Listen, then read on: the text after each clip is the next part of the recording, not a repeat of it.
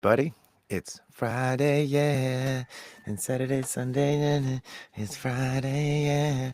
It's Aloha Friday, and it's me, Reikimarco, coming at you from Maui, Hawaii, and I'm very excited today. I had a tax meeting today, guys, and that felt very good. I'm naturally like a wizard, and so I'm not huge on doing taxes and finances and stuff like that, but it's definitely something that's become more important for me as a dad. And anyway, what's up, guys? What's up, Stephen? Alexa, welcome, welcome, welcome. All my archive people, Grand Rising. I see I've got two of you in here.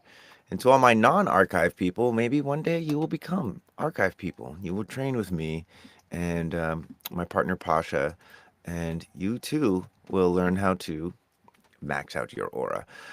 Very excited for today, guys. It's anytime I go traveling, I was just traveling last month, and anytime I go traveling, it takes me some time to like come back to wherever I am. And so this is something that I have experienced many times in my life, but I've never had such a routine as I do now in my life. And so having a cool routine to come back to, things like this, like the lives, these are just regular things for me that, when I was first learning human design, um, the reflector surprise or the reflector energy was always projected onto me like, oh, so you're like supposed to be really flowing and just like have all this stuff. And as I've matured with human design, I've learned a lot more about the nature of like flow, if you will. And it's just been like incredible to see how much structure really amplifies flow. And so anyway, I'm just rambling at this point. Who is your partner? So my romantic partner, her name is Emerald.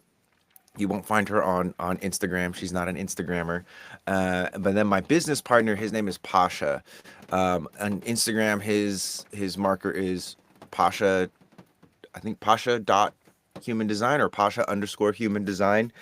He's an absolute wizard, my best friend, and yeah, what we're doing together for human design, I genuinely am so excited about it because it feels like I don't like using the word revolution or movement, but we're really creating some noise with what we're doing, and we're doing it alongside some really cool people who are doing a similar thing with like hypnotherapy and yeah, we're building a cool team of people without trying to like empire them and like make them like this kind of brand. Like the archive is a passion project that me and Pasha have been working on for the last probably like 4 years that we've known each other, and it just, how you say, was launched in December as like an actual official membership that you can come join and learn and train with us. And so, Steven, yeah, it's been a good day so far, so I'm really excited. Candace, what's up?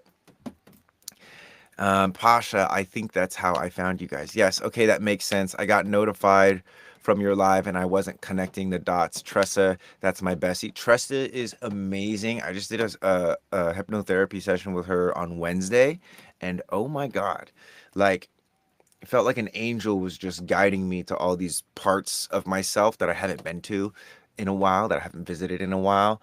And yeah, it's really amazing. I think hypnotherapy and sensory design in terms of like your actual spirituality toolkit, those are the things that I think we really need. Like, I think there was an era where yoga was top, meditation coach was top, having a psychic was top. And not to say that any of those things aren't top anymore, but to me, they're mid now. They're mid-level offerings in the sense that, as technology comes out, and human design is a technology, hypnotherapy is a technology, but it's not just the technology, but the actual application of them. As the application starts to improve, it makes other things obsolete just through the nature of making things obsolete. And so, not that any of that stuff is obsolete, but really the magic in what we're doing is that we're not giving you guys answers. We're forcing you guys to look inside for answers, whether it's hypnotherapy or sensory design or Reiki. All of what we're doing is inviting you to look deeper within yourself. And so Anyway, hypnotherapy is great. Indeed, it is. For those of you guys on TikTok, if you don't mind like sharing the live, the viewer count has never been this low, and I think it's because I mentioned something on the last live, and they're probably throttling me. So even if you just click that share button and just copy the link, TikTok is gonna think that you're trying to send it to more people. And as always, it's like my goal here is to, of course, invite you guys to come train with me, but more so that we can, together create a conversation and create a space and a vibe that somebody who maybe is losing hope or somebody that has been looking for some breadcrumbs to follow will come across this live. Thank you guys for the shares. I see that. I just like when I was younger, before TikTok and Instagram, this was like 2012, a little bit about me. I was in college and I was just like doing what everyone said to do, go to college, get a good job and do all that stuff. I was in college and I was like, oh man, this is not the way. I'm not learning anything applicable here. This is like elementary school. They're just filling my brain with a bunch of stuff, and I wanted something greater. And because of that experience, it was like my dark night of the soul in college. I found Reiki, but at the time it was like me, a fresh like I think I was 19 or something like that, 19, 18, 19 years old, fresh college dropout, and I was in a room with like women that were my mom's age. And so there was no one really to relate to. And now I've watched since 2012, which is when I dropped out. I've seen so many more young people get excited about spirituality. And that is just so awesome to me. There's a part of me that's like, oh, I could have, built a brand up sooner. But at the end of the day, instead of focusing on building a brand, I spent the last 13 years like using this to make my body and my spirit strong. And so I've been training in 100x gravity essentially, and now I'm coming out and I'm sharing the codes. And I can tell you, out of all of the yoga trainings and somatic processing and healing modalities and different divination techniques, I can tell you without a doubt that the most important modality that you practice is being a human. And things like sensory design, learning human design through somatic awareness, building a relationship with pressure and heat, combined with hypnotherapy, like there's been nothing that's clicked this well together. And so yeah, I'm just really excited to share with, again, and it's for those of you that have like been on the journey and you're kind of steady and you're in a state of trust.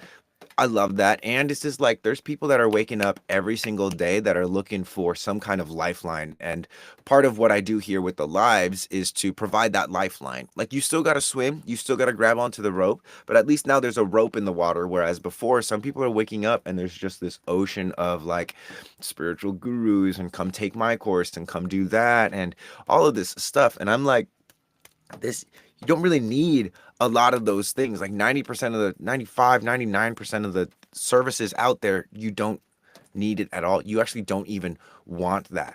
That's part of the mind looking to get these downloads from this teacher, when really what you need to be focused on is uploading your signature, uploading your uniqueness into the world. That's really what we're here for. Hi from work, other Steve. What's up? How we doing? How we doing? All right, guys. So cook up some good human design questions for me. I'm gonna go take a pee break. Someone told me, by the way, that they could hear me when I'm peeing. It's raining right now, kind of, so you might not be able to hear me pee as loudly, but I want to know if you guys can hear me peeing because I think that's hilarious. Anyway, I'll be right back.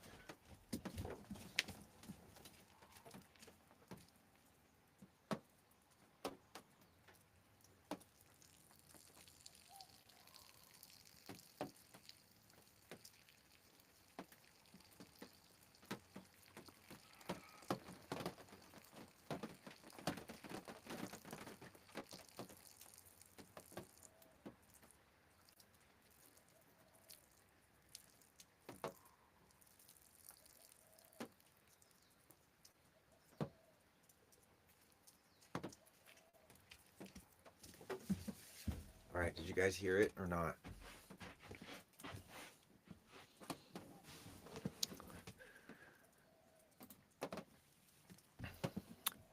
So, Maddie, I just watched your short on this week's solar plexus energy and gates. I have electromagnetic channels. you have the 59 and the 6 is the other person, and the 35 and the other person is 36.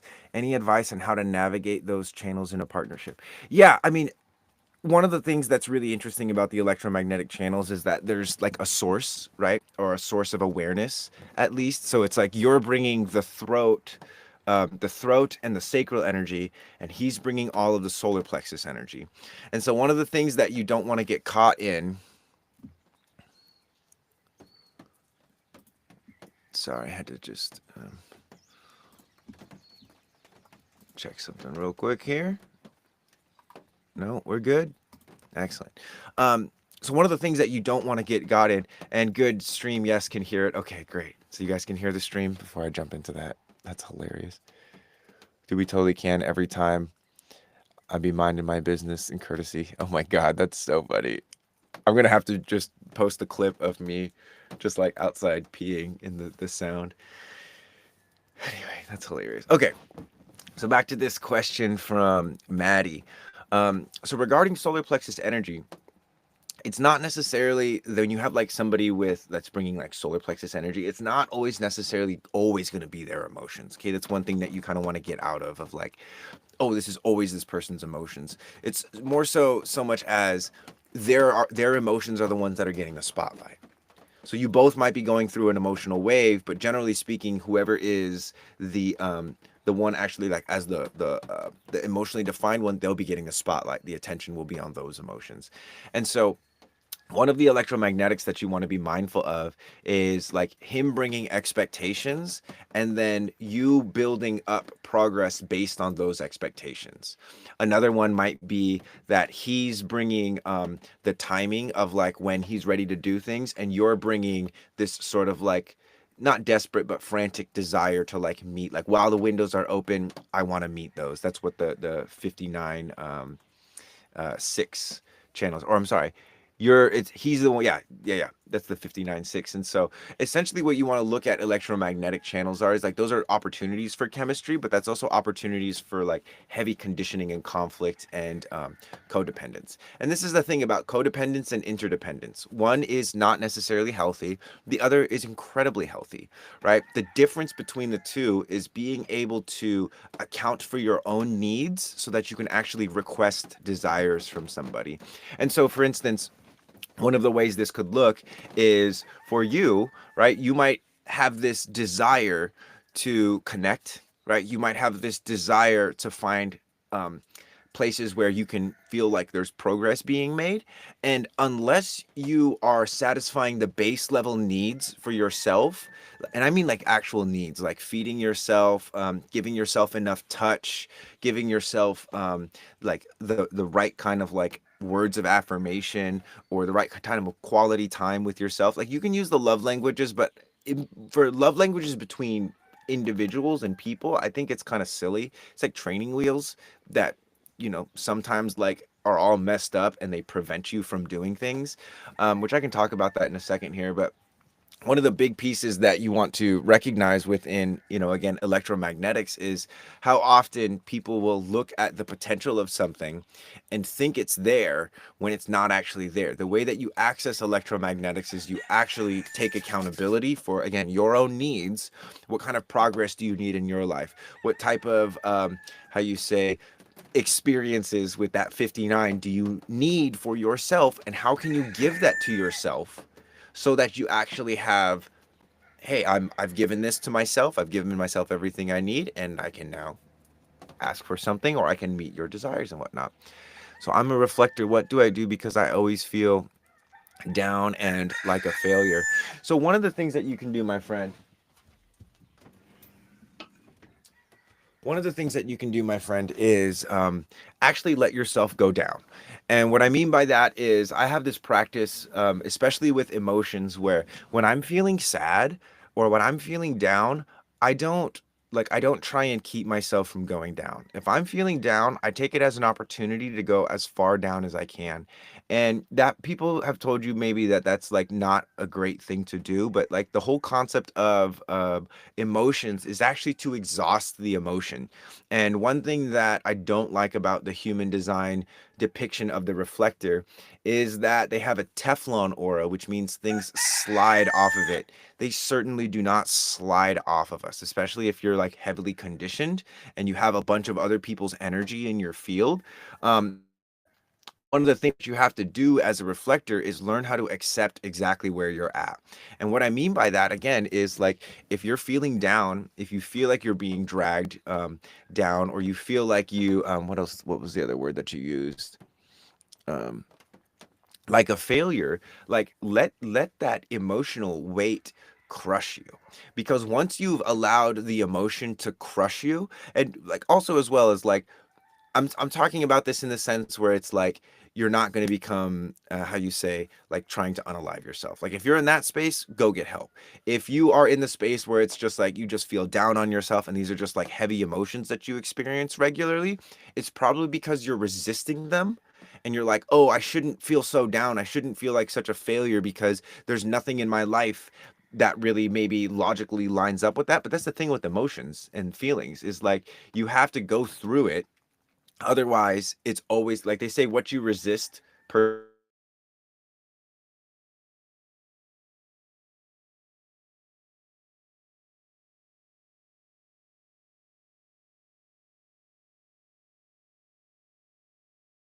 because my dad is always projecting his failures onto me, or because my best friend is always talking to me about how they want to start stuff but they're afraid of failing.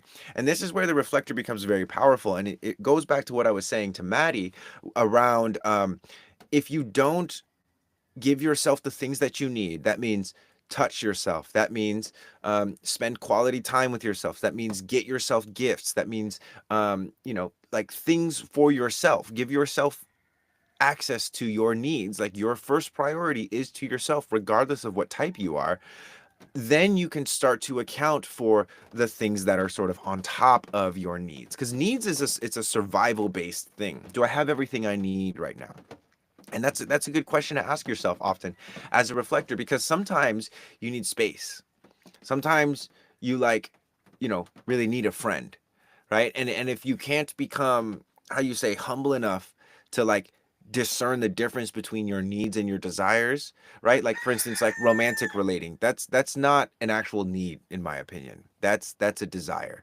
In order to validate the desire of wanting romance, you have to be somebody that's worth romancing or worth being in a romance with. Like you have to bring something to the table aside from just, and this is where you get like a lot of, what's up, chicken? This is where you get a lot of narcissistic and victim mentality relationships, is when people are not meeting their own needs. The narcissist isn't meeting their own self-worth needs, and neither is the victim. And then those two people get together and a dynamic forms where their needs are being projected onto each other. No one is getting what they actually need, but it's enough of a distraction to allow people. And there's always love making involved, or intimacy, physical intimacy, which is always a great distraction. But again, it's like codependence and interdependence. They operate in the same, similar to electromagnetics, how those are operating in the same, it's the same energy. It's just which perspective are you looking at it from? And then what is your response to what is coming up? Is it blaming, or is it taking accountability? Now, there is such a thing as taking too much accountability. And if you find yourself constantly taking accountability for stuff, especially as a reflector, one of the things that I would recommend you start doing is creating like a journal for yourself where you are like writing down a lot of the like areas where you're working on yourself. Journaling just in general as a reflector is like a non-negotiable. You have to do that because it can become so challenging to just like mentally try and keep track of all of these things, when if you just have a little book that you like, and you're like, or a I have a on the archive, it's called the SAT, the Strategy and Authority Tracker, and it's literally a Notion page that I built out. And every time I go in between events, like I just had a call earlier, in between the event, I logged, this is what I felt about the call, and I kind of like dump the things that I'm feeling or experiencing into my journal or into my tracker.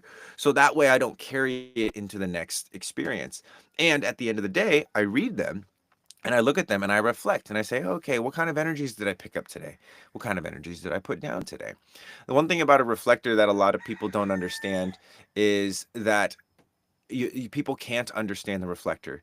And I made a video like a week ago about how if you're with a reflector, don't ask them what it's like to be a reflector. Ask them what they see in you, because that is very much so more helpful to the reflector than for the reflector to have to like bring all of these experiences and samples to the forefront. If someone asks me as a reflector, like, can you just tell me what you see in me? I get to focus on you. And then as I'm speaking it, I get to become more aware myself of the kind of energy that you and me bring. And the more and more transparent I can be as a reflector, the more clarity both individuals will have in the relationship and whether or not they want to deepen the relationship or whatever. Bro, I can't figure out the sun transit. Oh, I got you, fam. So 55 is the current transit, and currently we're in gate 4, which is assimilation. Assimilation is the ability to harmonize emotions, or the ability to, in the detriment, to isolate emotions. And one of the things that human beings do with emotions, they do it to the body as well, is they cut them up, and they're like, this part's good, this part has a function, this part's bad, this part doesn't have a function. And this is a concept that is really well paraphrased by the quote, don't miss the forest for the trees, right? And so there's, for instance, the gate name is abundance, right? And so there's an abundance of what? Of whatever there's an abundance of, right? It's not as cryptic and as it may seem. It's like there's an abundance right now. So where is the abundance in your life? Is there an abundance of happiness? Is there an abundance of money? Is there an abundance of confusion? Is there an abundance of joy? Right? Where is the abundance in your life? Because what these transits do, especially the sun is like a spotlight. So it's showing you emotionally where there's abundance. And one of the ways that it shows up is you're going to be like, "Oh wow, I have so many things to be passionate about." Or I don't know what to be passionate about. That's kind of the toggle for abundance. Like the feeling of like I know what to suffer for, or I know what is lights me up, and I know what I have. How you say what I'm willing to suffer for? That's what passion means. Passio means to suffer. So to be passionate about something, a relationship, a business, a creative endeavor, it means that you're willing to suffer for it.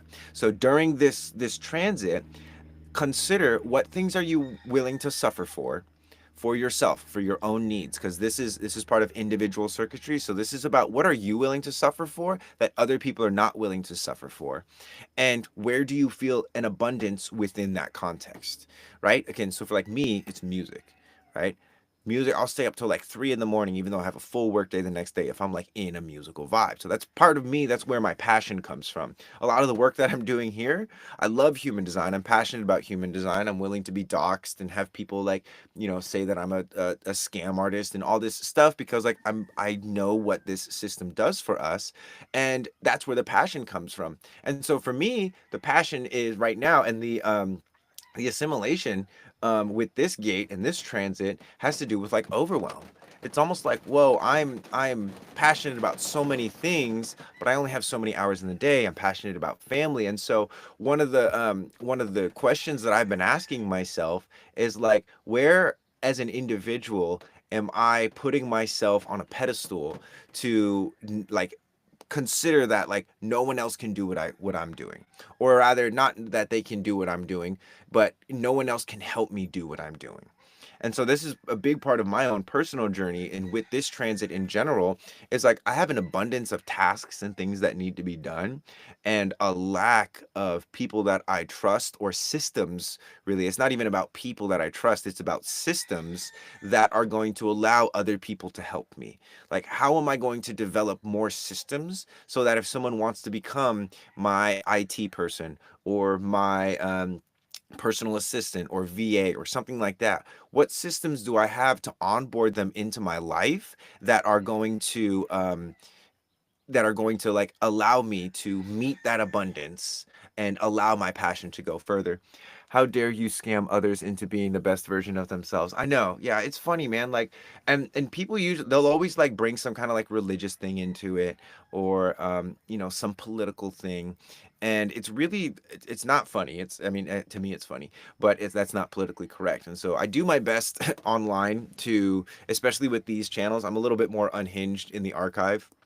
um, but if there's the very real reality of getting canceled for saying something that is against the public laws of safety, or whatever you want to call it, the social hierarchy, which is starting to dismantle. I've been kind of feeling energetically that people are starting to be a little bit more unhinged, which I love, because typically it's always like the minority that's the loudest, and the majority is usually very silent. And I'm watching that sort of shift as people are starting to get used to having a voice online. And this is something that I think is really interesting, and why I feel like what we're doing with the archive and what Reikimarco, how it's different than a lot of other systems. A lot of other systems are like selling courses, and they're doing things, they're doing coaching, in which I have all of that. Like, I have a course, I have a membership, I have reports, I have one-on-ones, I do all this stuff. However, I'm looking to make myself obsolete. And this is why that conversation about how you say the uh, what I was just talking about with is like the systems of like, what is how do you take someone and not answer any of their like mental ajna questions, and just get them to like be quiet and like feel something, right? How do you get someone to just like stop thinking and feel something? And it's kind of like you go there with them, and you witness them. And this is something that, inherently, it's like kind of like Nikola Tesla's technology is like, you don't really need, you can't meter it, you can't put a price tag on it. And so we have put the lowest price tag possible that we can on our work. And by our, I mean me and my partner Pasha. Like, the archive right now is $37 a month. And literally anyone in the archive, anyone that's on Riverside, can ask a very specific question about their chart. I can go to the archive, pull it up, and I like this is like, it's like office hours. I do this 3 times a week, so that's like 12 times a month. Have being able to access essentially like micro readings, or get like in the moment insights using human design. And I'll also bring through, again, certain things of like, hey, I can't answer that question. What do you actually think? Can you please translate my body design, please? I mean, on here, don't really want to pay. No. I just said this is so this is the magic of it, is like, if you want somebody else to give you their expertise and there's not a fee, typically there's like not necessarily a lot of value in it. Again, like I said, we have a price. It's $37 for the month. If you join the archive, you post your body graph, I can look at it and I'll do that. But here's the thing, is like, you want to pay. Like, you want to be able to afford to get the information that you need and that you desire, that is going to help you. Like, you want to be able to pay for that. And this is where the whole like free economy thing in my mind sort of falls apart, because it's like, if you're just expecting handouts, like, who is the one doing the work to accumulate the resources to give those handouts? And if those people are not being reciprocated, how long are they going to be doing that? The answer is not very long. Yeah, but you be doing it here. Will you help get more people interested? Win-win. Yeah. So, and then again, it's like, you could just ask your question, because there's not a lot of questions that I say no to. The way you ask that though, like, what's your question? Again, I'm not gonna generate your body graph and look it up on my system right now, because that would take away from what I'm doing here. But if you go in the archive, you put your body graph in there, then like that makes it a lot easier for me. So it's like, again, it's like, in order for me to help you, you have to help yourself. But ask your question, like, what do you need help with? I may not even need to look at your body graph to help you. Maybe I can help you figure out what question actually is going to help you. I don't know how to read it. Okay, so without knowing how to read it, again, that's where you could pay $35, get one of my reports, and it'll analyze everything for you. Or you could spend a bunch of time and energy trying to figure out how to read it. I've spent 10 years figuring out how to read this, and I've made it available for everyone to be able to understand their chart, at least on a mental level, comprehensively. It's $35. That's for a report. That's different than the archive. um But yeah, wait, literally don't download his app, Neutrino Design. Yeah. So again, that's the thing is there's so many resources that are available right now for very inexpensive. Like I remember when reports used to cost like $200, and you would get a fraction of what you would get with how you say the with what I'm doing. So how do I get the archive you're talking about then? Let me pay. Yes, now we're talking. So link is in the bio. It's $37 a month. What you're gonna need to do also is generate one of your body graphs. You can do that for free on my website. So generate a body graph on my website, take a screenshot of it, go to also my website or the links in my bio, subscribe for the archive. You'll get an email. For yeah, Sweden it'll work. I haven't, if you, it only accepts like, there's no PayPal option or anything like that. But anyway, random side note, you have super Avatar vibes today, the movie with the blue being. Oh, really? Steven, very interesting that you would pick up on that. Yo, Bell, you're very welcome. And yeah, and it's, again, it's like it's not like I'm trying to how you say gouge people or scam people. Again, it's just genuine. It's like I have these systems. I have some degree of systems. I know I was talking like I don't have systems, but I do have some systems set up for me to be able to help people efficiently. And yeah, post your body graph in the archive, and it shouldn't take you more than 10 minutes to do. Um, and then I can pull it up and we can talk about it. The archive is worth it for anyone on the edge. I struggle in many ways, and it's a moment by moment. Yeah, and that's like, the moment by moment thing, but it's changing my life. The systems are amazing, bro. Thank you guys. Appreciate that. Yeah, I've spent, and it's like, again, I've gone through so many other people's systems, and I've built systems for other people. And so finally, in building a system for myself, like I'm really happy with the way things are going, and it's just gonna go up from here, guys. And so I'm really excited for whoever is on board to be on board, because the way the archive is right now is we're still like in the harbor. We're still like, um how you say, circling in the harbor, because it's like we're not fully done with the ship yet. And it's going to, it probably this year is when it's like the ship's going to be complete, and then it's going to turn into a spaceship and go into space. And so if you can get on when it's in the ship stage, yeah. So let's see. You have so many things to choose. What is the name that I need to press? So the archive is, it's the first button. That's how you're gonna get into the membership. And then with, again, with understanding the body graph, one of the things that's really important is that there's two ways to understand the body graph. There's the mental way, which is like a lot of the analysis and what does this mean and that mean, and then the somatic way, which is where do these organs exist in your body? How synergistic are they? You remind me of another Marco that looks like you and does Reiki too. Oh yeah. I just did the consecutive digestion experiment, avocado, raw tofu, and I'm full. Yeah, baby. That's what I'm talking about. So let's see. What's your perspective on waiting a lunar cycle as a reflector? So with waiting a lunar cycle, like what they mean is that during a lunar cycle, during the moon's transit through all 64 gates, that takes 28 days, or technically 29.5 days, something like that. Um, in the moon's transit, it's going to activate different centers within the reflector's system. And every 28 days, that sequence, it's like a song. That sequence is going to be the same. So it's going to be the solar plexus. And then you're going to have a day where there's like no activations via the moon. And then you're going to have a day where it goes from spleen, sacral, throat, and then the next day there's no activations, and the next day it's all three emotional.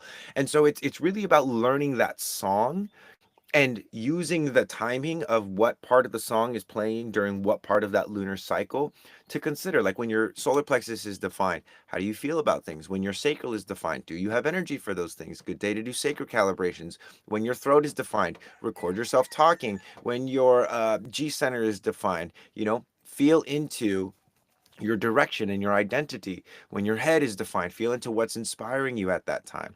And there's always a list. I have a list of how you say, things that I'm considering throughout that lunar cycle. But for me, it's not necessarily about waiting an entire lunar cycle so much as understanding that my point of authority, there's organs in me that are going to claim authority over me based off of the transits at different times of the cycle. And if I'm aware of what authority has transits, I can make decisions. Like whenever my solar plexus is defined, I usually don't make decisions. just because it's like the potential for emotional waves is very high.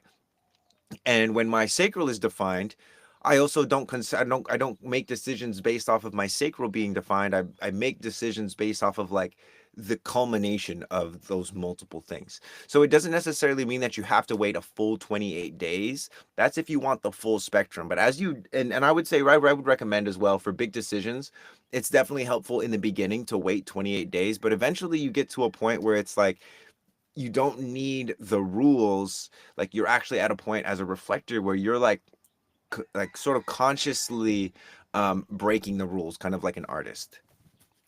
So anyway, as a manifester, I can tell you'll have a very lively house. Yeah, I mean, I have a manifestor daughter and a projector partner, and my little manifestor daughter has made things so much more. There's so much more energy in the house because of that. She's also the only one with emotional authority. My current partner has splenic authority, and I have lunar authority. But Saint X, that makes a lot of sense. Thank you. You're welcome. Yeah, and it's helpful again. It's helpful to follow the rules until the rules start to become suppressive. My partner's a projector too. Sweet. So one dynamic between the reflector and the projector that I really like is this concept of me inviting her to guide me. Like I ask her pretty much every day, like, is there anything you think I should be focusing on today, or is there anything that you want to share with me? Like I invite in her counsel as often as I can. I was wondering how to navigate the splenic definition with emotional authority. So emotional authority and lunar authority are kind of similar in the sense that it's like learning how to like push decisions away. Um, could you elaborate on those types, projector, reflector, manifester? Yeah, totally. In a second, I'm gonna talk to Adam right here. So you have the spleen linked to the heart. Okay, channel is surrender, navigating with an emotional authority. One of the things about having an undefined solar plexus, in my opinion, is that you just have to learn how to walk away, right? You have to learn how to say, "Hey, I see that you're going through some stuff," and then asking like, "Would it be helpful for me to be here and hold some space, or would it be more helpful for me to walk away and leave?" And if they say, "I don't know," what you do is you walk away, but you're close. You say, "Okay, I'm going to give you the room, but I'll just be over in the next room."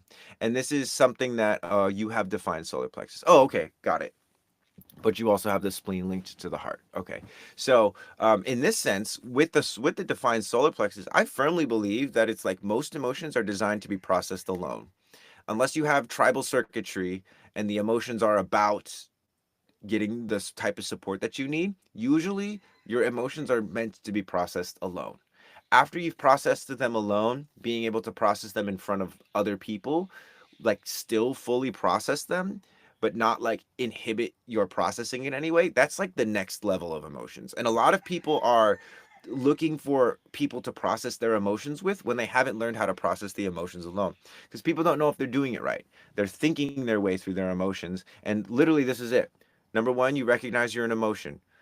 Do my hands get hot? Does my heart start beating fast? Do my head feel like it's gonna explode? Second step is you go somewhere safe. Hey guys, I'm feeling an emotional wave right now. I'm gonna leave. Or oh God, there's those signals from step one. I'm gonna leave. Or I'm gonna ask these people to leave. Okay. Again, typically be alone or be with somebody that actually knows how to just like hold space. Third step is to amplify the emotions, right? Like go to the exhaustive end of those emotions. And then fourth step, just like lay down and like integrate it. So I guess what I mean is, when can I listen to spleen? This makes me want to take direct action. Oh, I see. Um, so as you process more of the emotion, there's a very different flavor between emotional moodiness and splenic intuition. Like think about this. The spleen uses fear to let you know where there's danger. The emotions use nervousness and emotion to make you aware of things inside you that are moving, like things that are moving, and because they're moving you don't have clarity because they're moving. um when things, and there's not like a, how you say, it's supposed to be still or it's supposed to be moving.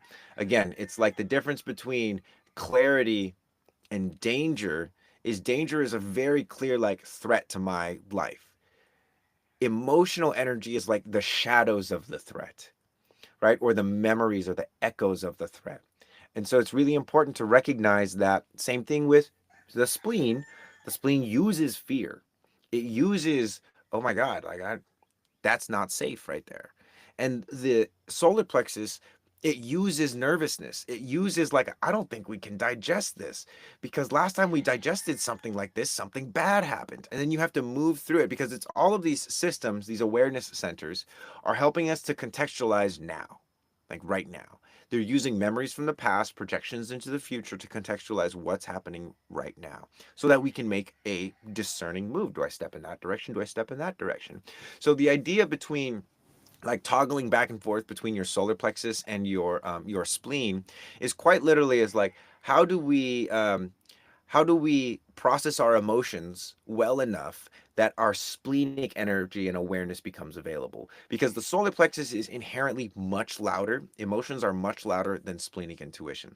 This is why for people that have splenic authority, it's really challenging to be and do stuff regarding emotions because it's like so loud, right? And so the answer to you is to start to contextualize the flavors. What does moodiness feel like? What does solar plexus awareness and energy feel like? And then what does fear and splenic energy? And don't be afraid of the word fear. Don't be afraid of anxiety. Don't be afraid of nervousness. Okay. Again, that's like gasoline that when you put it in an engine, it creates a movement of the vehicle. That's literally what that stuff is. Almost 150 archive peeps. I know it's crazy, guys. We're getting lit up in here, my friend.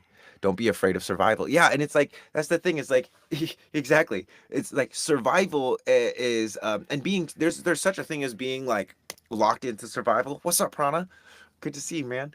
There's such a thing as being locked into survival. However, and one of the things that we work on in the archive is to help people feel safe, right? And it's not, oh, no one's gonna hurt you. You're gonna be okay. It's like, hey, where do you not feel safe? Go stand there, and then stand on one foot. And it's like, I'll put a net around you. It's not this kind of like faux safety or fake safety. It's like a genuine cultivating safety within your own body. And the only way to do that is to literally like twist your face. It's to literally like build out your jaw. Like you guys probably see online all the time, there's these like, and they're doing it for aesthetic purposes. They're doing it because they want chiseled jaw lines because that inherently, how you say, that inherently communicates, oh, this man has a chiseled jawline, so his nervous system must be very solid.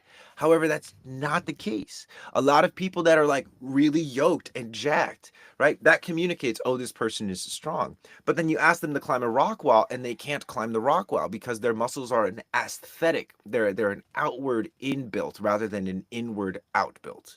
You know what I mean? And not that you have to go from inward out, but that you need both, right? It's like, for instance, if you're underwater and there's all this weight crushing in on you, you have to expand outward. Otherwise, you get completely crushed or you run away from the water. And the water is just a metaphor of like when there's crushing emotions, do you know how to resist that emotion by learning how to be crushed, like allowing yourself to be crushed by the emotion? So it's a very dynamic it's a very dynamic practice, but we make it very, very simple in the archive. Basically, we start by working on your head and ajna. We do eye drills with you. We do pressure drills with you to help you like contextualize what is going on in your body, not from a mental perspective, from a physical, using the barrel receptors, which sense pressure, using the thermal receptors which sense heat, using all of these systems that are already in your body. And that's the thing, it's like we don't really have any products because you are our product, or rather there's a gold version of you inside you that is the ultimate product. Last night I dropped off a box for donation that I've been holding on to for more than 6 months. Couldn't start could start to feel the wave coming on. Ooh, this is interesting. This is very interesting. Things like that will trigger emotional waves, and I think that kind of stuff is so beautiful because it's in recognizing, like, letting go of something, because every physical thing in your experience, you hang on to it because it has a physical use, but also because it has it has an energetic, it fulfills an energetic space, right? And so it's like clothes cover you, cover your body, they keep you warm, but then energetically they also make you like feel a certain type of way. Like this logo right here. This is my great grandmaster Brother Tamada Pedoi. This is the great great grandfather of the guy that taught me how to be deadly with a knife. Right? This is his great great grandfather. And so this energetically has a hold on a second, gotta decline some people's there. Um, this energetically has like a frequency, and so when you're able to like let go of certain things like this, one of the things that it tells me is that like for instance, if I'm able to let go of crystals, and I have this practice often where it's like some of my favorite things I'll just give away to people, because it's showing me that I don't necessarily need the physical object to maintain the energetic presence of that thing in my life. And so um spilled in silence, if you want to finish the rest of that. It says continued, so maybe it's just like a really long message. It stopped at could start to feel the wave coming on. Okay, there it is.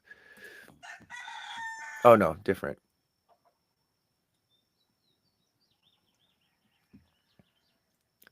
Oh man, these guys from Twitch are just so body. Let's see. I'm going to message you after the live. I'm having trouble starting back my archive account. Okay, yeah. So and again, I have a support email for this. So shoot it to support@reikimarco.com and I'll help you out. Sometimes there's bugs, especially when you got a 3.5 running the back end and a 1.3 running the all the classes and stuff. Bound to have bumps. But today, yeah. So something that's really special that's happening today is we are doing our live class. So in the archive every week, Friday at 11 a.m. Hawaii time, we do a live class and we record it so that you don't have to be on the live. But if you are on the live, you can ask questions. And today we're working on, I believe we're going to be working on the throat, like actually sculpting out the throat in a way that is, not for aesthetics, but for actual functionality, for the full inside out build of the throat so that you can swallow bigger pills, so that you can tolerate more emotions by using this track. Like this is the way everything gets into your body. It all from all of these senses comes, it has to come through the throat, and whether it's nourishing or toxic or poisonous to you, it's like if you can't get it into your body, then you can't get nourishment into your body.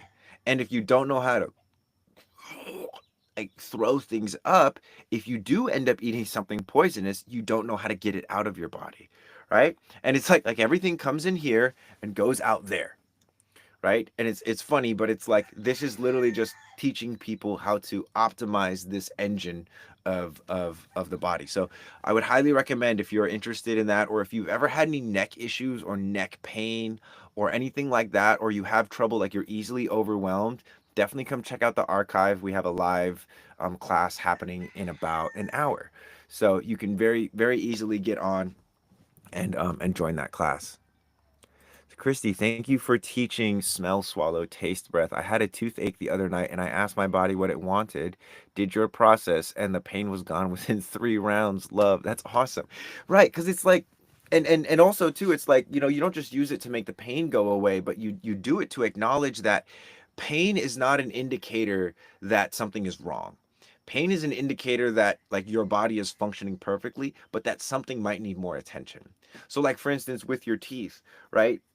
Acknowledging the pain and then taking better care of your teeth. This is how you prevent toothaches or cavities or things like that, is you pay attention to the sensations in your body, and that allows you to actually bring through a degree of preventative care that if you were just numbing it with a pill or something like that you wouldn't be able to provide that level of care.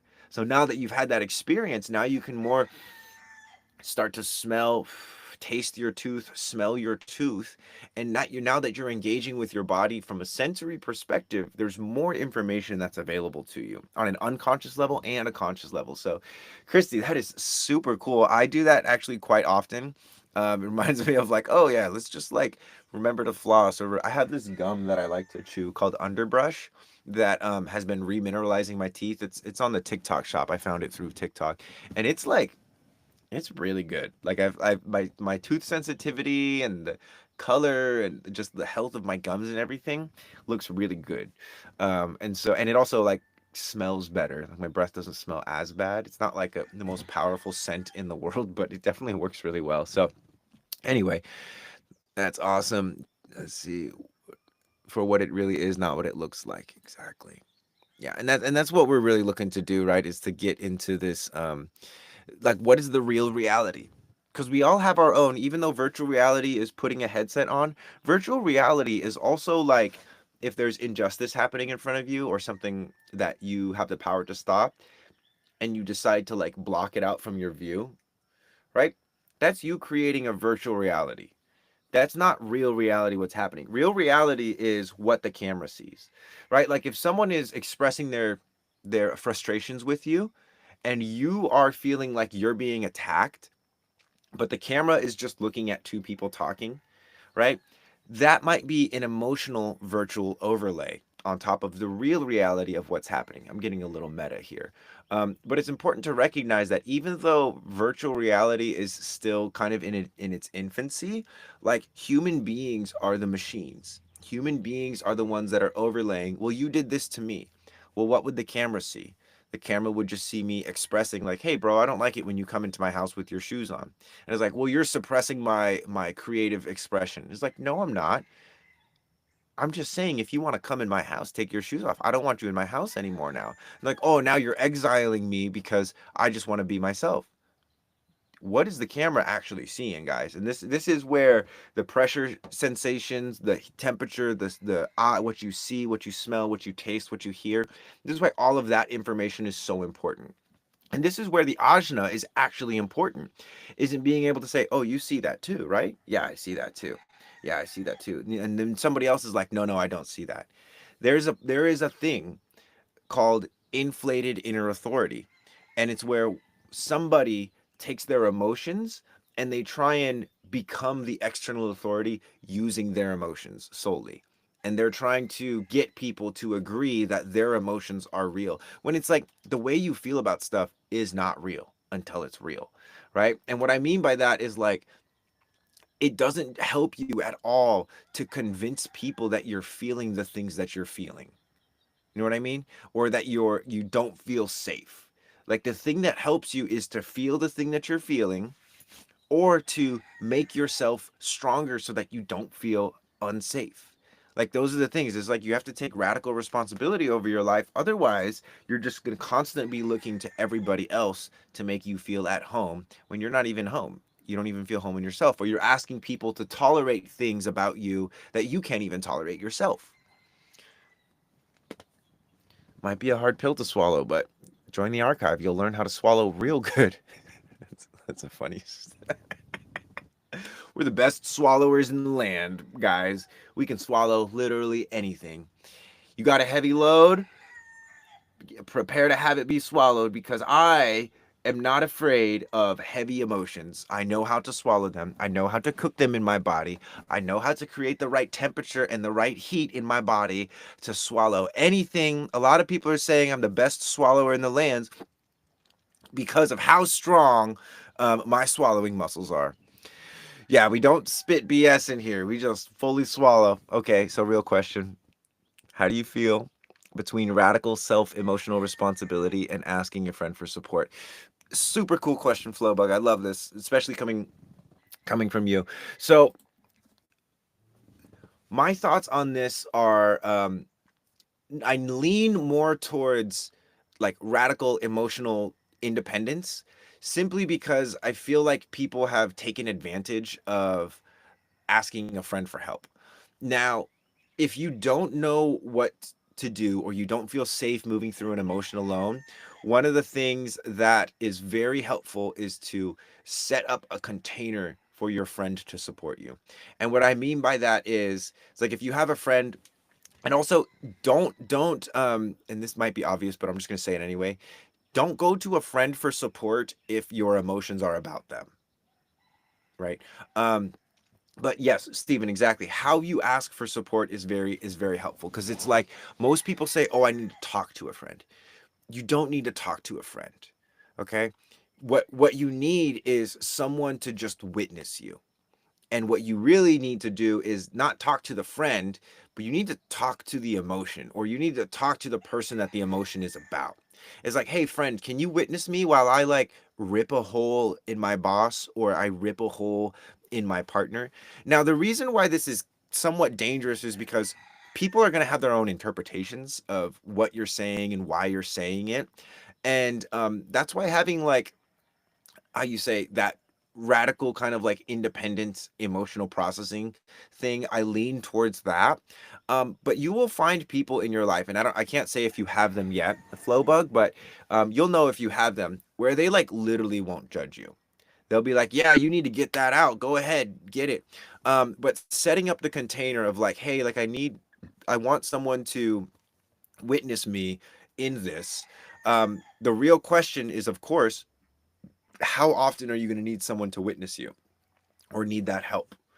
Right? Like it's and it's good that you're crying over this, flow bug, because it literally means that you're like releasing stories and trauma around being alone and not having anybody trustworthy. Because this is the thing, is like, if you don't have anybody in your life that you feel like can actually not judge you, and most people don't have these kinds of people in their life, I'll tell you that straight up. That's why the radical kind of emotional processing on your own is so amazing.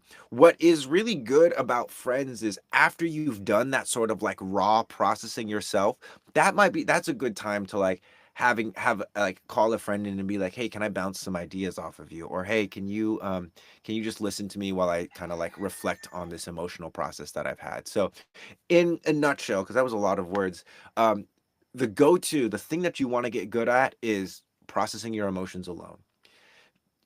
Visualize as well. One thing that you can do if you do want support, and this is why people pray, is you call in the people that you want around you to sort of like spiritually witness you.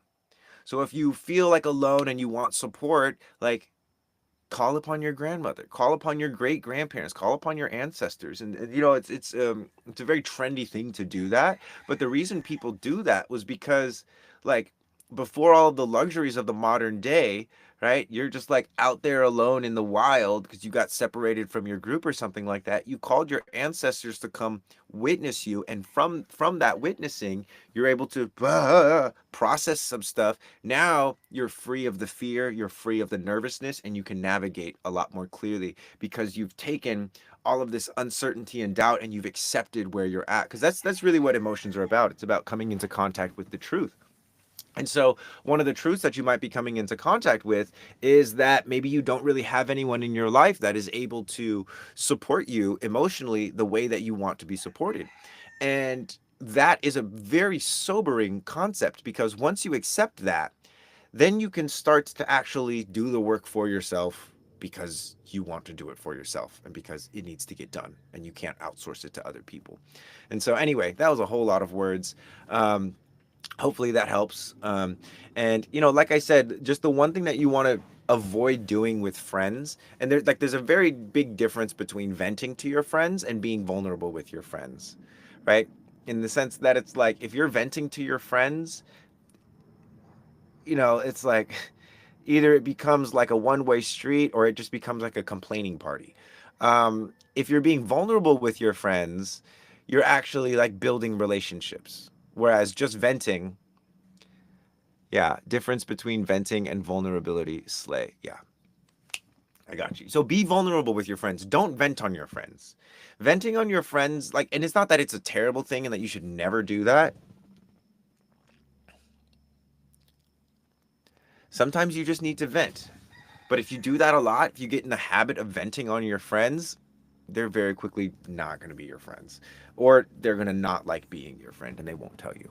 But in the venting, like, there's so many ways to vent. You can vent to a tree. One of the things my uncle taught me is to, and he's an Indian bro, and he goes, so if you have anger, or you have something that you need to say, but the other, you know it's not going to be well received, go somewhere, dig a hole, scream it into the hole, and then bury the hole, like planting a seed. That's another way to vent. Because here's the thing, most people think that we speak to be understood. Fundamentally, that's not the primary reason we speak. The primary reason we speak is so that we can understand ourselves. This is why it's really helpful when people are saying stuff to you that you say, okay, can I share that back to you just so that I know that I'm understanding you correctly? And this is where you get comprehension over communication. Right? Communication is me telling you how I like to be treated. Comprehension is me asking, can you repeat that back to me so I know that you actually picked up everything that I said. And so one of the most important things about comprehension over communication is that it's there's like a test, or there's a verification process, right? And same thing with vulnerability is like one of the pieces about vulnerability is like you're exposing yourself to somebody. One of the things about venting is that you're not actually exposing yourself. You're giving them just like a sliver of the pie. And that's not something that I don't think friends do that to each other. And again, if you like really need help, be helpless for a little bit. Like don't when you need help, how quickly do you run to look for help, and how often do you attempt to like resource from the strength of yourself? And there's such a thing as like, oh, this person really needs help and they need to go out. But for the majority of people, especially if you're like a people pleaser or like a good person, um, the answer is not in getting help. The answer is being the help for yourself, because you're of help and of service to so many people already. Probably do that for yourself. So I felt my head trying to analyze why, and my spleen chimed in and was like, "You're a fucking emotional authority," and I giggled to myself. Oh, thanks for sharing that. You did say that earlier. Oh, there it is. Yeah, exactly. Exactly. And that's the thing about emotions is like there's no logic in emotions. It's just what is the truth of what I feel, right? So I feel this strongly splenic projector but defined throat, easy to think the epiphanies from speaking out loud my authority. Right. And it's like, and also when it comes to spleen and emotion and all of this stuff, sometimes there's not a word for it. Sometimes it's a sometimes it's a movement. And if you're like, oh, I'm not going to do this movement because it makes me look crazy, it's like, look at all the dancers. And why do you think dancers and singers are so highly celebrated? It's because they practice when they're alone, they vent when they're alone, they refine their movements, and then they get on stage and they're vulnerable. They show everyone, this is what I've been working on. And some people are like, ah, that's lame. Or like, wow, that's amazing. But the matter of fact is, it's like when you actually craft something unique in your own self, whether it's your emotions, whether it's your body, which would translate to the spleen. The spleen is very much so your immune system, and also the tensile strength, like the tensile strength of your body. When you refine these systems in your own self, this is where you start to actually become someone worth paying attention to. And not to say that like you need to be an individual and you can't be like anybody else, but you're a combination of your parents, of your teachers, of your friends. Everyone's a little Frankenstein in their own right. And what you can do is incorporate all those Frankenstein pieces into like a beautiful thing. So anyway, I can't see all chats. No, Dottie. So in Riverside, you're not going to see the TikTok chat or the Instagram chat. They're separate. They're separate chats. Um, but eventually, this Riverside chat is going to start. Is going to start blowing up. All right, guys. I got to go pee again. So I'll be right back.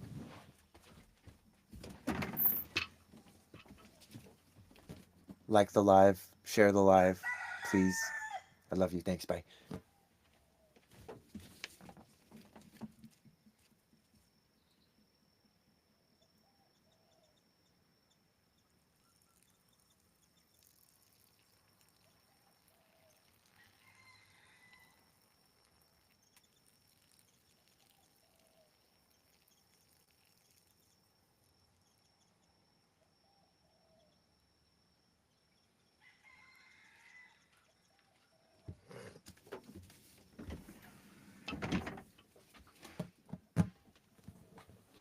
Don't be afraid to act like a kid sometimes and be free.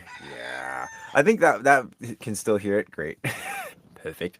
I think that might be one of my greatest medicines is like I'm a goofball no matter where I'm at, what I'm doing. Like I know when not to be a goofball, but majority of the time, like a big part of my Frankenstein energy is just like just being like not jovial or silly, but being joyful, right? And it's like the joy in an adult oftentimes seems immature. Um, However, there's two types of evils in the world, and this is shared beautifully in the Bible. My buddy Hunter shared this one with me. It's about the crucifixion of Jesus, and when Jesus is being crucified, there's two thieves being crucified next to him. One is repentant, meaning he's sorry for his sins. The other is unrepentant. Well, they had it coming to them, and the Jesus is supposed to represent the middle way. The repentant sinner is Lucifer, and the unrepentant is Ahriman. The two evils that border the middle way is loose evil, lust, gluttony, stuff like that, right? Like flowing around, having a huge impact on people, not taking any responsibility for it. It's the loose evil. The other one, Ahriman, is the cold, hardened evil. This is greed. This is pride. This is some of like a lot of the government structures that we have right now are very how you say Aramaic. They're very like hardened, cold. You can think of like a cold tyrant or an evil king. Whereas Lucifer is maybe like, the traveling bard that's just like causing mischief. Like it's like Loki versus the ice giants, even. And they're the same, they're evil, right? But it's two sides of the coin. And the whole point of like walking the middle way is to simply have a relationship with them because we have all of these facets within ourselves. So I just do too much emotional self-radical responsibility, TBH. I'm figuring out how to justify co-processing or whatever is kind of interesting. It's like a trip. What's your design, Flowbug? I forget. Forgive me.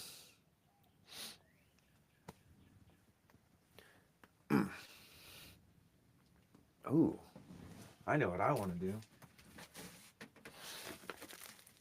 It's breath belt time. I'm gonna be wearing this for a long time. You've forgiven, and I'm checking. Thank you. Yeah, and so and it's funny. Like one of the things that's really important to recognize is like, you know, I found the love of my life literally like the same month that I decided I'll just be alone forever. And I didn't decide it like consciously. I just accepted the fact that, oh, you know what? I don't know if there's a woman that can meet me. And then I met her. And so there's like such a magic in acceptance. And then what I would say to you is like, accept that you're just going to have to process your emotions all the time by yourself. I found mine when I decided also it's amazing. Yeah, it's like when you actually accept where you're at and what you're willing to do for yourself. Because one of the things, right, about emotional processing is that when you're processing these emotions, one of the things that always comes up is like, am I still going to be loved after like sharing this? Or that's one of the pieces. That's actually gate 6. That's the fear of being accepted after or the fear of sharing yourself fully with somebody else. That's gate 6. That connects to the sacral. But one of the things that comes up often within emotional processing, role model, hermit, 6-2, manifesting generator, sacral authority. Okay, got you. So and actually one of the things probably about your, because you don't have the emotional authority, is a lot of these emotions that you're having to move through probably are just shimmers and reflections of you holding space for people in your life that don't recognize how valuable you are. And I imagine that you're young, Flowbug. And so one of the things about the 6-2 profile is recognizing that like you're not necessarily here to be the role model until you're like 50, 60 years old.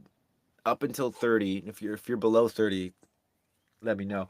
Um, Up until 30, you're here to make mistakes. You're here to like be friends with the wrong people, etc. 25. Yeah, so you're still in that phase of like being the, how you say, the martyr, right? Like learning through trial by fire, learning which people are not good for you, learning by people which are good for you, etc. And you're also a hermit. And so it's like one thing that I would embrace, especially if you want people to like emotionally accept you, is the possible reality that you will never find people that can actually hold space for you the way that you want, and move through whatever grief you have to around that. Because probably the trend is usually once you actually accept that and you're like, okay, that's, there's nothing else for me to move through, that's usually when the awesome people start to show up in your life. At least it's, at least my experience has been that way. Is like as soon as you actually like accept the fact that you're willing to do something alone, that's usually when your crew shows up. And so that's what I would do. And I would shed tears about it. I would cry a lot about it, because again, it's not like, oh, you're shedding tears about it like there should be some kind of exhaustion or some kind of like payoff. That's not how the emotions work. It's just empty. Empty yourself. Get all of those tears out, because somewhere deep down there's a story, or there's a tear, there's a memory in you that's like, I'm too much, no one can ever handle this. But once you actually learn how to tolerate your own too muchness, see, I think there's just so much, and my signature is satisfaction, and strategy is to respond. So, like, I swear, I love my life by myself. That's all I do. Yeah, it's, and again, that's based off of just the information that you gave me there. It's like that's what you're here to do. But then I assume that when I need help, it's too much to ask for, and not what I should be even asking. Yeah. So and then again, that's really a you learn through trial by fire of like which people are the right people to ask for help, right? And what can I respond to in terms of like asking for help. We're talking about 1-3 lines, so we were talking about a 6-2, but the 1-3 is, it's like the investigative martyr. Like, ask all the questions, make all the mistakes. You're like a mad scientist, just like mixing stuff together, like what happens here. Yeah. And so, and it's like, again, each of our designs is so unique, and each of our conditionings is so unique. And it's so important to recognize that the pressure that we feel to be like other people is perfectly normal and perfectly natural. And if we don't create a resilience within ourselves, like what I'm doing with this is like, you could visualize this belt as society saying like, oh, you need to be better at asking for help, right? And then the training is like, okay, but every time I ask for help, like this happens. Like it's not the kind of help I want. And so society is like, yeah, but you should be asking for help. And it's like, start asking yourself for help. Start asking yourself for that. Okay, yeah, I got you. Little baby steps, you know what I mean? Like, and again, one thing about the 6 line profile too is if you're under 30, like, and I love Gary Vee for this because he just blanket statements. He's like, if you're under 30, like, no one has it figured out before 30. Even the 22-year-old millionaire with the Lamborghinis and stuff doesn't have it figured out. He did something right in financially, but you think that he knows what his purpose is on the planet at 22? No, because you just haven't had enough experience yet. Like, I'm going to be 32 next month, guys. And I'm literally just starting to figure out like what I'm here to do. And even then, there's like so much unknown in terms of like, oh, how do I process my emotion? How often am I supposed to like, consult my lunar cycle? Like, what am I supposed to be working on and building? And it's like, no one, we're not here to like figure it all out. At least I'm not. I'm here to, as much as I can, like enjoy the ride and bless other people. And these are my techniques. Everything I do is like, this is my way of doing it. You're going to have your own unique way of doing it. I invite you to give mine a shot and see if they work for you, and see if some of the concepts fit, because I think a lot of them are universal. And I invite you as well to figure out your own way, so I can look at you and be like, wow, I would have never done that. Or I wouldn't do that. But that's beautiful that that worked for you. Approaching 32 and feeling the growth for the past year or two. Yeah. Yeah. It's very good. It's very good, my friends. I was stuck between too much and not enough, been horrendously confused for a long time. That caused a lot of detriment for myself working on things every day. Yeah, and it's also, it's like, guys, we're we live in real reality where things move relatively slow to the thoughts when you compare them or contrast them. When you plant a seed, you don't expect to get fruit the next morning. And so as we're all starting to like uncover the things that we want in our lives, like recognize like you have to plant the seeds. You plant the seeds and then you can actually like water them and take care of them. Know which ones to take care of, know which relationships to foster, know what fruit is going to foster. Like if you're more concerned about having friends than self-reliance, like water the friend plant more, like prioritize watering the friend plant, etc. Happy Pisces season. Yeah, where my Pisces at? Is there any way of recognizing reflectors without knowing their chart? Totally. So this is actually something that I have sort of been developing, and it's not necessarily any kind of esoteric practice. It's the techniques for this start with sensory design. It starts with building out the face, building out the hands, building out the feet, building out the diaphragms in the body. Because anybody who is teaching you like, oh, go in the mirror and like let your eyes unfocused and see auras, not to say that that's BS, but if you don't have the proper pressurized systems in your body and the proper temperature in your body, those are going to be distorted visuals. And I know this because I've had people who can read auras, read my aura, and they just read it completely wrong. They're not actually reading my aura, they're reading what they think they see my aura as. And that's the thing is like, if you actually want to like learn how to like read people's auras, you have to learn how to make yourself so incredibly still. Talking like sub-zero, no thoughts for several minutes at a time, which is very, very hard. And I say I'm working on this because I can't sit. There's a thought. There's another thought. Like for me, it's still challenging. Like I haven't necessarily like gotten it figured out, but it doesn't mean that I'm not like catching glimmers of things. Like there's periods when I'm working with people, and they'll be speaking, and I'll just be listening, like in a full state of receptivity, and it'll feel kind of like trippy. Like it'll feel like I'm kind of like zooming out like this, and it's not necessarily I'm not seeing colors because that's not the actual like epitome of recognizing auras. There's like a just a knowingness, and then like the next thing that I say, I don't plan it out, but typically after those moments, the next thing that I say is something insane. One of those moments where it's like like I just plugged in a bunch of things and the person is like, whoa, wait, how did that was insane. I'm like, yeah, I know. I don't know what I just said. So it's really wild. How do I know if that's my perception or true? I see people's auras randomly when they're talking. It's your perception. It's because again, colors are they're deeper fundamentals than like thoughts in my perspective. Um, but also like the dynamics of the aura are very important, right? Because everything that you visually pick up or energetically pick up, everything you pick up is going to be through the lens of your own perception. That's the magic of being a human being, is that as objective as we want to be, there's no such thing as pure objectivity because we have bodies.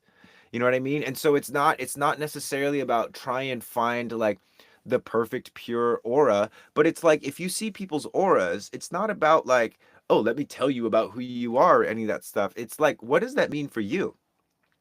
Is that an aura that you want to be around? Is that an aura that you don't want to be around? That's one of the first questions. What's the proximity desire after seeing the aura and getting it into your body? What is it that you want to do with that information?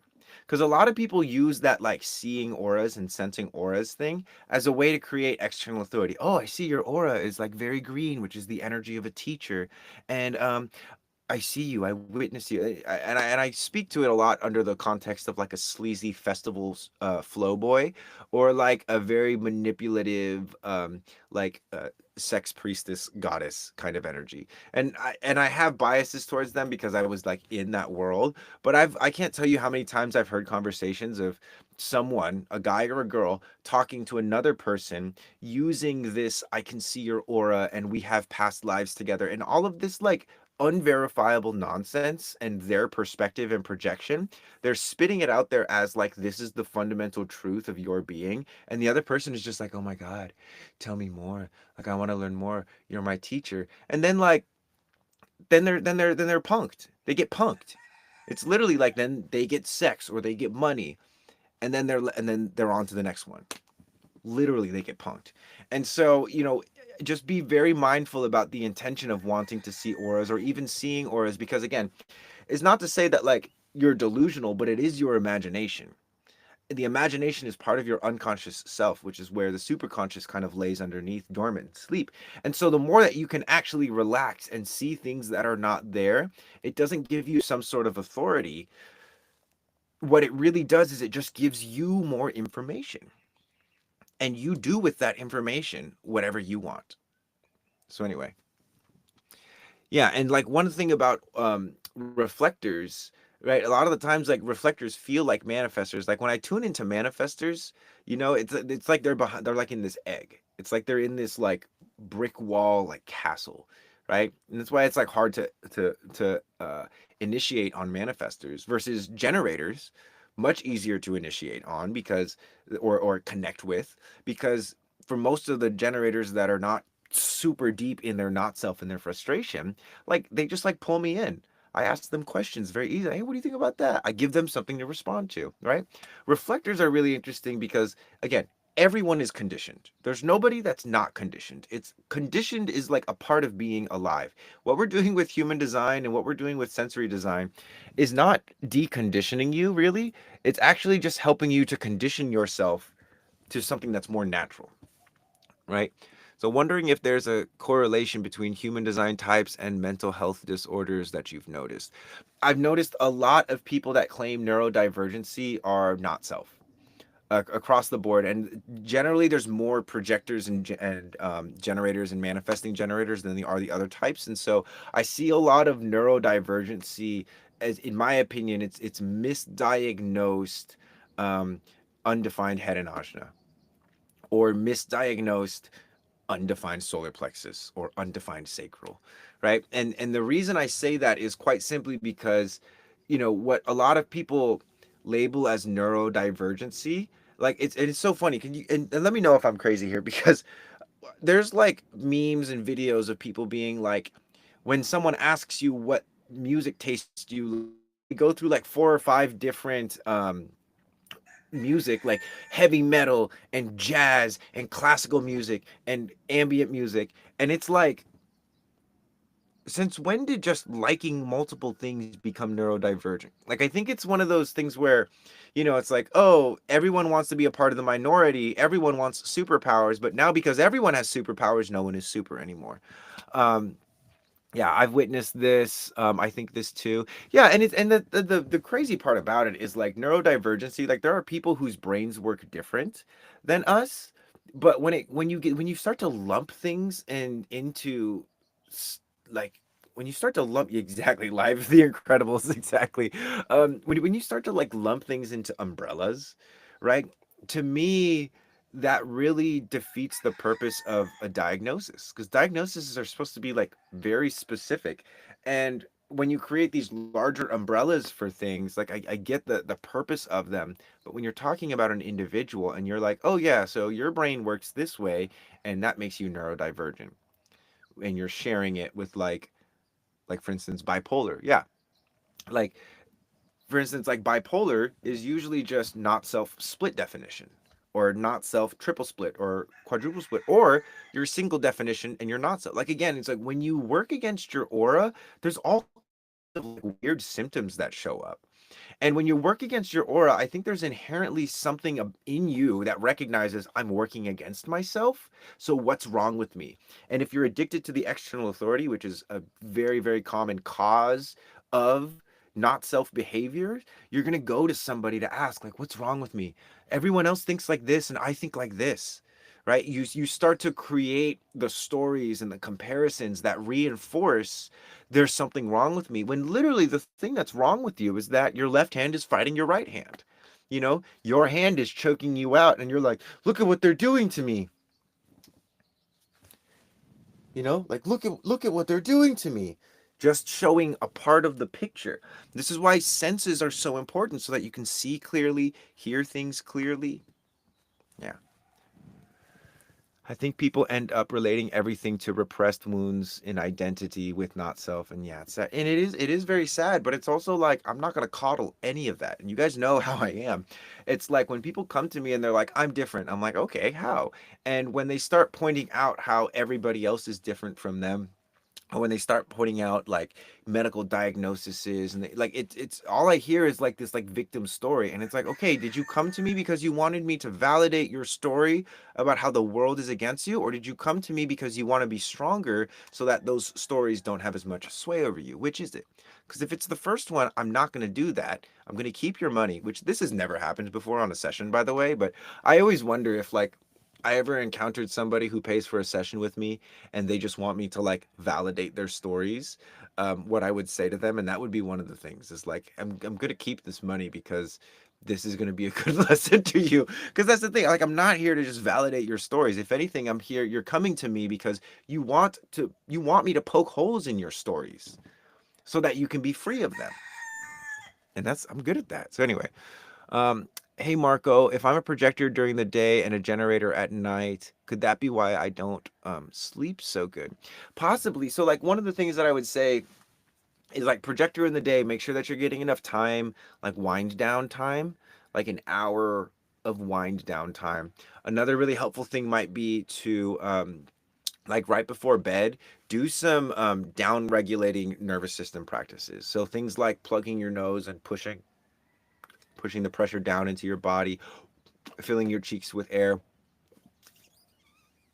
and like pressurizing downward, doing expansive breath holds might also be helpful. Regarding like being a generator in your sleep, right? Like some of the things that you might want to explore is keeping a dream journal, and then using your dream journal every morning you wake up, you just write in it whether you remember your dreams or not. Once you start getting access to your dreams more regularly, doing things in the dream space that you can't do in your daily space. If that makes sense. Like as a projector, you're not going to have a ton of energy during the day. So like while you have that generator sacral energy active, like build a castle in your dreams or fly to Spain. Like do the big activities in your dream as though they're a playground. Use up that sacral energy and see if you actually can't get yourself in the dream to like fall asleep or build a spa for yourself. And then eventually it's like you're going to sleep, and instead of like having all this generator energy built this like spa or this creative workspace for yourself, powerful use of the imagination. So now when you go to sleep, instead of just going into this like generator energy that needs all this thing, you actually get to go to the spa that you created. Like it takes work to like build these things in your unconscious or your subconscious, and build these things in like an imaginary world. But once you start to do that, then your body starts to like associate the wind down and the rest of like, like you're driving or you're flying or you're in transit to this dream space. Because dreams are supposed to be um restful. Like sleep is supposed to be restful. Does it change because of the transits, projector generator? So the transits will affect your dream space.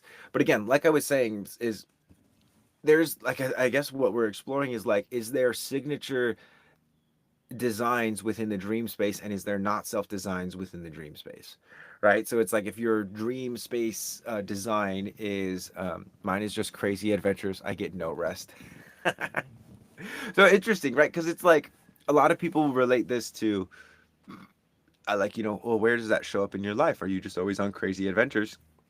And in human design, you know, the dream realm is more like a playground than like a reflection of your unconscious and subconscious. And I'm somewhere in between. I don't think it's just a playground, but um, I definitely have been using my dream space more as like how you say, things that didn't get put into the actual movie, like bloopers. And my dreams are really fun. Sometimes they're all adventure-y, sometimes they're etc. And so one of the things about the dream space too is like energetically, like your organs are replenishing themselves um, regardless of what's going on in your dream space, right? And sometimes in order to replenish yourself, like maybe you're not exhausted by the end of the day. Maybe you haven't used up enough of your energy physically, and so that's why your dreams are being sort of like infected by this like adventure thing, because it's like in your waking life you didn't use up your sacral energy, and so it's being used up in your dream space, and that's why you get no rest. I feel like we wake up in other real places in our dreams. That's just my interpretation. Yeah, like astral projection, I think is a huge component of the dream space, which I'm not going to get too into right now because I'm actually going to shut the live down because we got to get ready for class in half an hour here. Um, but it's definitely something that if you're not getting good rest, some of the things you want to consider is if you're non-sacral, making sure that you have uh, time to wind down. And if you're a sacral being, making sure that you exhaust all of your sacral energy before going to sleep. Just some of the big pieces there. Wait, so if I'm a reflector at night, dream profile just got the paid version of Neutrino. Oh, yeah. Yeah, so if you're a reflector at night, any tools I need for class today? I don't think so. And if you do, we did not do a good job of letting you guys know, and we'll do a better job next time. We do have an equipment list that I think we posted. I don't think we posted it actually. Um, anyway, plenty of work to do today. But if you don't have any of the tools that are necessary for class, again, there's always alternatives like rolling up a shirt or tapping, that kind of stuff. So that's the cool thing about sensory design is you don't technically need any tools. But anyway, is that in the Neutrino design app? Yes, it is. So yes, we'll talk about, and Steve, we'll talk about this reflector thing. Just bring it up another time because I definitely love talking about the dream space. And again, I have a lot of different modalities that I pull from aside from human design, so we can be very expansive in these conversations. But I have to shut this live down because I want to get ready for this class. So if you guys didn't already know, we are having a class in about half an hour, a little less than half an hour, probably about like 25 minutes now, in the archive. So if you want to attend this class, we're going to be talking, or we're going to be exercising the neck, making the neck stronger, and all of this so that we can become more embodied within our human design, not from a mental perspective, but from a physical, somatic, feeling, real reality perspective. Actually make your body stronger. That makes your energy centers stronger, more cohesive. Your aura gets better. You also, there's a lot of anti-aging benefits and healing benefits to this work, but it's $37 a month. That's what it costs for the membership. It's the live class, it's a course, it's a discussion platform, it's support. There's so many different ways that the archive can support you on your journey, and the invitation is to just come check it out. Yeah, body, mind, and spirit, the whole shebang. And again, it's only $37 a month. So aside from that, if you want one-on-one readings, or you want a report, or you want the best freaking human design app on the planet, all of that you can find via the link in my bio. The archive is the membership, and then all of the other stuff is self-explanatory. So with that being said, love you guys, and hopefully I'll be seeing some of you in class today. Thank you for joining me for this live. The next time we're going live is Monday at 9 a.m. Hawaii Standard Time. Catch you guys later. Peace.